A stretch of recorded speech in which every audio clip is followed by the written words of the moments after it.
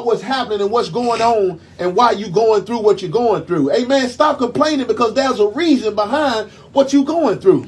Amen. God, amen, has eyes and he sees and he knows. And he said that he'll never leave us nor he will forsake us. So why are we complaining if he said that? He said that David said in the book of Psalms said that he never seen the righteous forsaken nor a seed begging for bread. Amen. Amen. So why are we complaining, amen, when something happened? Amen. That means if something is happening or taking place in your life that it seems like it shouldn't be, that means it must be a reason. Amen. It must be a purpose behind something that you're going through. So it's not good to complain because if we know that complaining won't help nothing. Come on. Complaining will not, it won't change the situation. It won't move the situation. Complaining will only make things worse. Amen. Complaining, amen, won't profit us. Amen. We have no reason to complain in any circumstance, no matter what the situation may be. We have no reason to complain, amen, if we trust God. Amen. If we know that the God of all power, the God of the universe, the God of the earth, the God of all creations, the God of heaven and of earth, amen, is our Father. Amen. And why are we complaining? Come on. For the earth is the Lord's and the fullness thereof. Come on. It all belongs to him. We have no reason to complain. That's right. Amen. There's no reason to complain about nothing. Amen. Amen. And this message is going to self. Amen. And it's also going for you today. Amen. Amen. It's time for us to stop complaining. That's right. God had dealt with my heart about this word and the word that how God dealt with me about it. We're going to go ahead and get into the word. Amen. I'm going to start reading. I'm going to start reading that 14 because I got a little few I want to read. So I'm going to go through it a little. Mm-hmm. Amen. And I'm going to start reading that Exodus chapter 14. Mm-hmm. And I'm going to start at verse 1. And the Lord spake unto Moses, saying, mm-hmm. Speak unto the children of Israel, mm-hmm.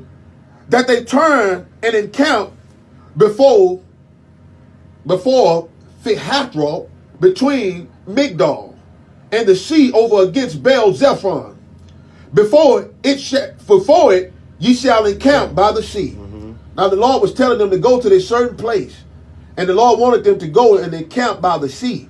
He just delivered them out of the land of Egypt where they was in bondage for hundreds of years. And God had to finally deliver them. They've been praying and asking God to deliver them. And God used the man of God, Moses, to bring them out of the land of Egypt. And God told them to go out over into this wilderness and rest over by the sea. Amen. Verse 3. For Pharaoh will say, the children of Israel, they are entangled in the land. The wilderness has shut them in. And I will harden Pharaoh's heart, God said, that he shall follow after them, and I will be honored upon Pharaoh. Now God is saying that he's going to get his glory out of Pharaoh and his host. Mm-hmm. By Pharaoh coming after you, amen, he's going to get his glory, amen, out of Pharaoh. Right. So I'm going to harden Pharaoh's heart. I'm going to cause these things to come upon you. Amen. God is saying that I'm going to cause some little trouble, amen, to happen in your life. Because I'm going to be honored behind this by your testimony. Amen. I'm going to be honored by this. So stop complaining. Don't complain. I'm going to cause some trouble to come upon you sometimes. So man can know that I am God. Right. And that beside me there is none else. And that there is no other deliverer. So sometimes some trouble is going to come upon our lives. We're going to need sometimes trouble to come so God can get the glory out of our lives. Amen. So God said he was going to harden the heart of Pharaoh. And he said, and I will harden the heart of Pharaoh, that he shall follow after them. That's right. And I will be honored upon Pharaoh and upon all his hosts. Amen. That the Egyptians may know that I am the Lord. And they did so. And it was told the king of Egypt that the people fled. And the heart of Pharaoh and of his servants was turned against the people. And they said, why have we done this?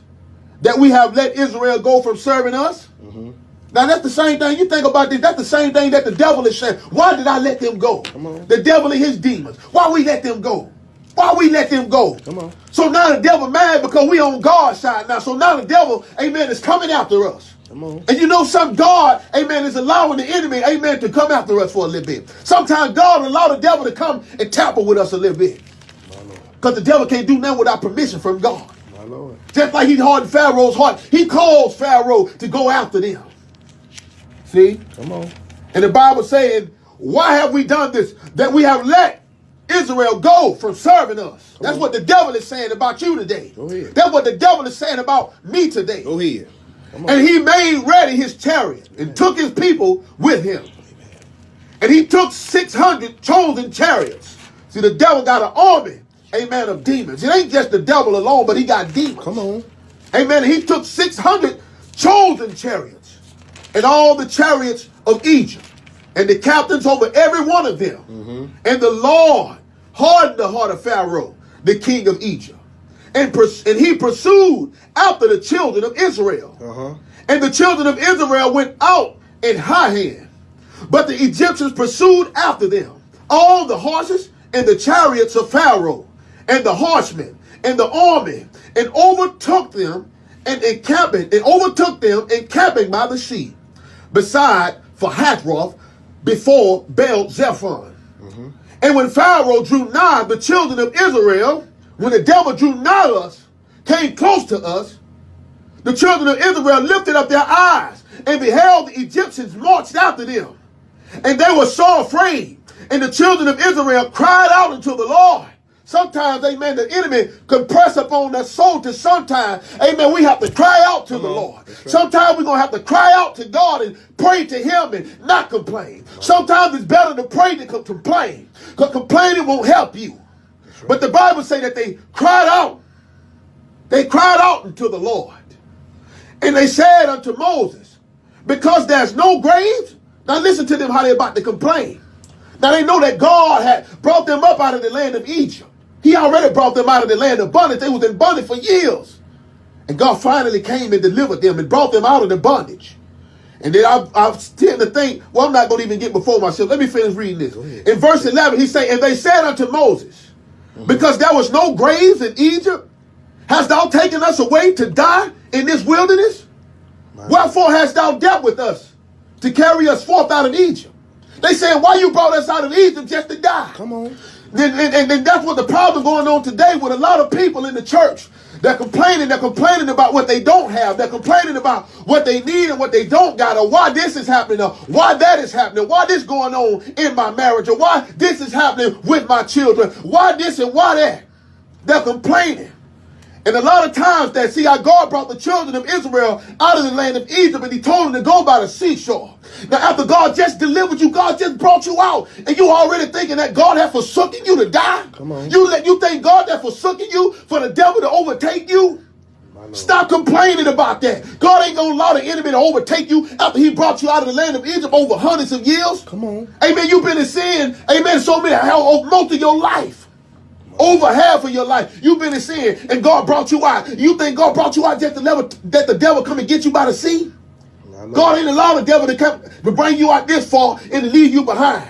They already down. They don't have the faith that God is going to deliver them. A lot of times we get in situations where we don't feel like that God is going to deliver us. We need to go and say it. Let's go ahead and admit it. Sometimes you go through a trial so hard. You go through a trial with your bills. Sometimes our bills be right there, and sometimes we get a little shaky sometimes. And sometimes it seems like it ain't no way out. We don't know how it's going to happen, and the bill is due tomorrow, or the lights are about to get cut off. They're about to cut off the power. My Lord. But God that brought us out of sin, God that turned our hearts around, God that turned us into a marvelous light. Amen. We have power over drugs, we have power over fornication, but we don't believe that God will deliver us, amen, in a light bill situation. My Lord. My God, it's time to stop complaining. God didn't bring you and deliver you all the way to the side of the sea, amen, to leave you stuck at the sea so the devil can come and get you. Jeez. Amen. But God is saying that I'm going to provide a way out for you. What I'm going to do, that God is saying that I'm going to split the sea for you. God going to make a way that we can walk on dry land in the midst of the sea. My Lord. He about to provide a way, amen, for the children of Israel. He about to provide the way today for the children of God. God did not leave us sitting by the sea so that Pharaoh, which is the devil, amen, to come, amen, and consume and kill us and overtake us. My Lord. It's time to not complain. Complaining won't make it better. Just pray about it. Jeez. Talk to the Lord. Sometimes, amen, we go through troubles and trials in our marriages when we pray and we ask God to, Lord, bless us with a wife, or Lord, bless us with a husband. When we get it, we complaining. My Lord. We making up all these complaints and excuses. Well, maybe I should have got married so fast, or maybe I shouldn't have got married at all.